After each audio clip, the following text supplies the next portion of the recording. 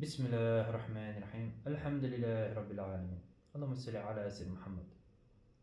Voordat ons begin met die lewensverhaal van die profeet Mohammed, is dit belangrik om sy edele afstamming te verstaan.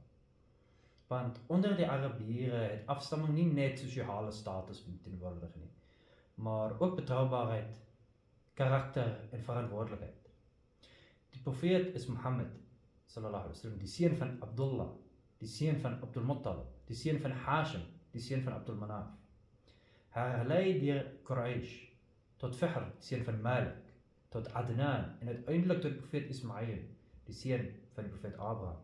Mag God se vrede oor hulle almal wees. Hierdie afstamming is nie toevallig bewaar nie.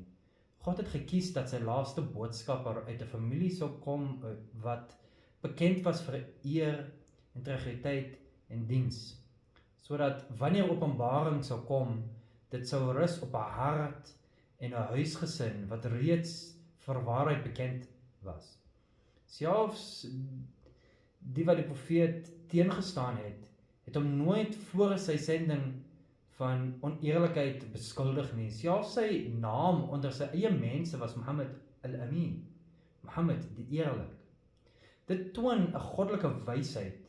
Die boodskap sou deur iemand kom wie se karakter reeds vertrou is, sodat verwerping op die geloof gebaseer sou wees, nie op twyfel van sy karakter nie.